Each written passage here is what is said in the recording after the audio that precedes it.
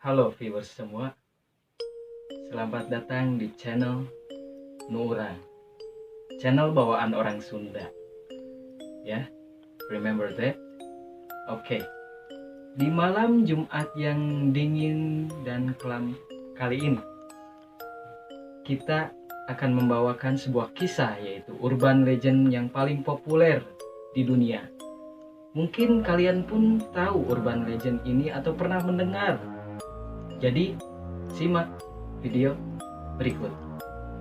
Oh, ya, saya lupa. Jangan lupa like dan subscribe channel ini supaya channel ini berkembang.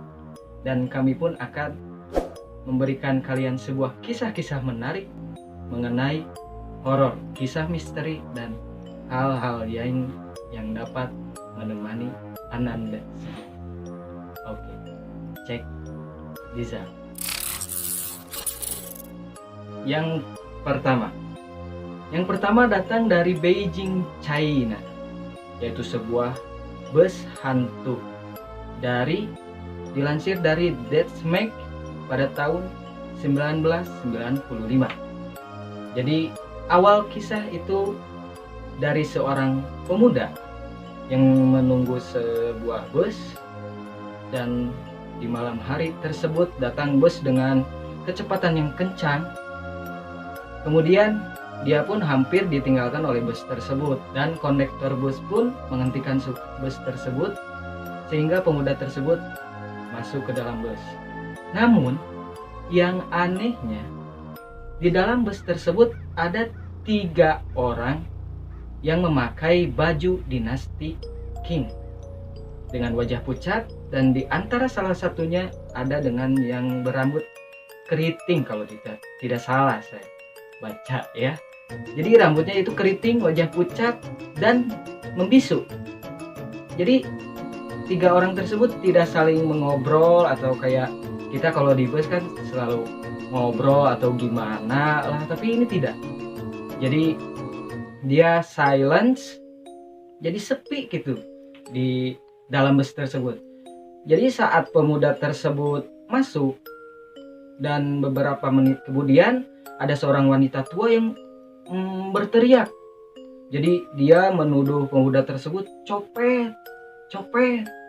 Otomatis kan kalau di kita juga kalau ada copet ya otomatis dikeluarkan kan. Jadi sebenarnya hal yang paling creepy menurut saya itu pas dia dibilang copet. Kenapa?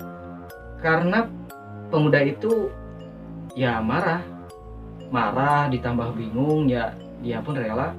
Kemudian dia keluar dan dia berkata pada pemuda tersebut akan membawa dia ke kantor polisi. Namun tidak ada kantor polisi terdekat, tidak ada.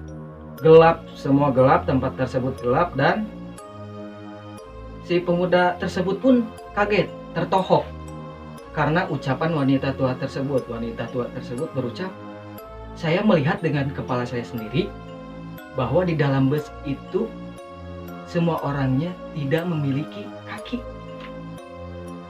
Jadi ketika angin berhembus dan jubahnya itu terangkat, tidak terlihat kaki atau alias melayang, di udara melayang. Jadi wanita tua tersebut memiliki feeling bahwa bus tersebut itu memiliki keanehan, kemisteriusan. Jadi otomatis dia mengajak pemuda yang baru masuk untuk keluar dari bus tersebut.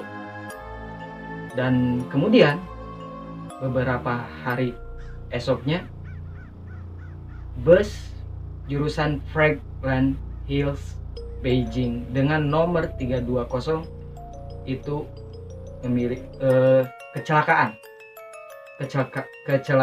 dengan sebuah sopir bus tewas, kondektur, dan sebuah mayat dengan rambut kusut. Dan ada kabar lain yang mengatakan bahwa tangki bensin bus itu berisi darah. Jadi peristiwa ini mengingatkan saya sebuah video yang sempat viral, mungkin kalian pun tahu kan, video yang pemuda gitu naik bus, tapi dia lihat kan ada penumpang pucat, dia itu merasa aneh dan buka handphonenya, bikin video kayak vlog gitu, selfie, tapi gak ada orang gitu di videonya. Jadi gak ada orang, dia pun bingung. Sampai video itu viral ya di mana-mana, mungkin kalian pun tahu. Dan yang anehnya lagi, dia itu memang lihat gitu. Jadi penumpangnya dia lihat, tapi di video gak ada. Itu yang bikin saya creepy ya. Mungkin kisah ini akan menambah hiburan Anda di rumah, apalagi kalau sendirian, kalau jomblo kan. Oke, sekarang yang kedua, datang dari negara Vietnam dengan seorang tokoh yang bernama Huy Bon Hoa. Jadi dia adalah seorang imigran asal Tionghoa. Jadi dia datang untuk memenuhi kebutuhan hidupnya. Selain itu dia pun terbilang tidak mampu juga. Jadi dia merintis sebuah usaha barang antik, dimulai dari mengumpulkan sebuah sampah. Jadi dia mengumpulkan sampah dan membersihkannya. Kemudian dia pun menemukan sebuah barang antik dan kemudian dia jual kembali dengan harga yang lumayan mahal tentunya. Jadi hingga akhirnya dia membangun sebuah rumah yang besar dan memiliki banyak anak laki-laki dan anak perempuan. Satu-satunya anak perempuan yang cantik, ditambah kulit yang putih indah ya. Tapi di suatu hari anak perempuan tersebut memiliki penyakit kulit, penyakit kusta. Dan ditambah lagi kulitnya pun menjadi mengerikan, wajahnya pun jadi ya, saya sulit membayangkannya. Jadi dia pun dikarantina. Jadi dia dikarantina, dikurung di sebuah ruangan di rumah Huy Bon Hoa. Dan dia pun diberi makan dengan lubang pintu atau di sela-sela pintu untuk memberi makan anak perempuan Huy Bon Hoa atau anak perempuan tersebut. Saking dia kemungkinan dia depresi, stres, anak perempuan tersebut selalu menangis dan menjerit. Hingga akhirnya dia depresi, stres yang tinggi, dan akhirnya tanpa alasan yang jelas dia pun meninggal dunia di rumah Huy Bon Hoa. Dan hingga saat ini rumah Huy Bon Hoa dijadikan sebuah museum fine arts. Hingga saat ini banyak orang yang konon melihat dia selalu mondar-mandir, dia selalu mendengar rintihan anak perempuan tersebut, seakan-akan dia tidak terima dari dulu dikarantina dan diperlakukan tidak adil. Dan mungkin jika kalian di posisi anak perempuan tersebut, mungkin kalian pun akan merasakan bagaimana penderitaan anak kecil tersebut ya. Jangan kemana-mana, oke, stay tune. Kita akan masuk ke kisah yang ketiga. Baik, sekarang kisah urban legend yang ketiga. Kali ini masih di kawasan Asia, yaitu di daerah atau di negara Thailand. Ada sebuah kisah pada abad ke-19 sebelum Bangkok jadi tempat wisata atau berbelanja paling murah. Jadi Bangkok itu sering disebut dengan Venice of the East ya. Jadi ada sebuah perairan yang menembus kota, kanal jadi menembus kota. Makanya Bangkok disebut dengan the Venice of the East. Dan ada sebuah kisah urban legend di tepi perairan tersebut tentang suami yang bernama Mak dan istri bernama Nak. Jadi pada abad ke-19, Nak yang sedang hamil ditinggalkan pergi oleh suaminya untuk berperang. Dan pada saat Nak melahirkan, jadi Nak melahirkan itu tidak didampingi oleh Mak, suaminya. Jadi dia melahirkan tanpa didampingi suami, dan Nak pun meninggal tanpa sepengetahuan suami ya, tanpa sepengetahuan suami. Jadi Nak bersama putranya. Jadi dia itu terkena komplikasi dan akhirnya meninggal. Dan saat Mark kembali, masyarakat sudah bilang kepada Mark, suaminya, bahwa Nak itu tidak ingin pergi ke alam baka, jadi ia menjadi hantu. Aneh juga sih hantu. Jadi dia itu jadi hantu yang berwujud gitu, masih berwujud Nak seperti sedia kala. Jadi pas Mark datang ke rumahnya, ada suatu peristiwa, suatu momen. Jadi ketika Nak itu sedang di dapur dan ada satu benda, kalau nggak salah jeruk atau apa ya. Jadi benda tersebut jatuh dan Nak pun terlalu jauh untuk menjangkau benda tersebut. Jadi secara sengaja dia itu menjulurkan tangannya dengan panjang. Jadi menjulurkan tangan panjang untuk mengambil benda tersebut, dan tanpa dia tahu suaminya Mark itu melihatnya. Sontak Mark kaget dan langsung berlari. Dan hingga kini arwah Nak, istrinya Mark tersebut, arwahnya dimasukkan ke sebuah kuil di daerah tersebut. Kalau nggak salah namanya Marhabat Bah lah, saya pun kurang tahu. Jadi di kuil tersebut, jika ada seseorang datang ke kuil tersebut, di temple tersebut, dia bisa mengabulkan apapun keinginannya kecuali kehamilan dan kesuburan. Walaupun creepy juga sih, bayangin kalau kalian punya istri kalian itu hantu, dan kalian pun tidak menyadari hal tersebut, mungkin itu akan lebih creepy lagi. Atau enggak, ada kasus, jadi sebuah wanita, dia tanpa suami, tanpa ada pergaulan hubungan badan, tapi dia hamil ya, dan itu yang jelas perbuatan genderuwo kalau di Indonesia ya, di Indonesia sendiri. Jadi itu oleh perbuatan genderuwo yang suka pada wanita gitu, apalagi kamu gitu yang cantik yang nonton ini, makanya Anda harus jaga gitu imannya. Jadi bagaimana mengenai kisah ini ya, itu terserah Anda menyikapinya. Kita akan lanjut lagi ke video yang keempat. Tolong bersabar, masih ada 2 kisah yang menarik lagi, termasuk Indonesia negara kita kan. Sekarang kita masuk ke kisah keempat. Urban legend ini menurut saya ini paling creepy. Kalau kalian tahu, creepy, menyeramkan, dan pokoknya creepy bagi saya sendiri. Jadi kisah ini datang dari Venezuela, Kolombia. Kisah ini berjudul dengan El Silbón, seorang anak sang pembawa tulang ayahnya. Mengapa demikian? Jadi anak tersebut dikutuk oleh kakeknya karena dia kedapatan membunuh ayahnya sendiri, bukan tanpa alasan. Jadi anak tersebut bisa dibilang anak durhaka gitu. Jadi dia selalu menuntut kepada ayahnya apa yang dia inginkan. Jadi suatu hari dia menginginkan daging rusa, tapi ayahnya tidak mendapat daging rusa. Jadi dia itu marah tanpa basa-basi. Jadi dia membunuhnya dan kepergok oleh kakeknya.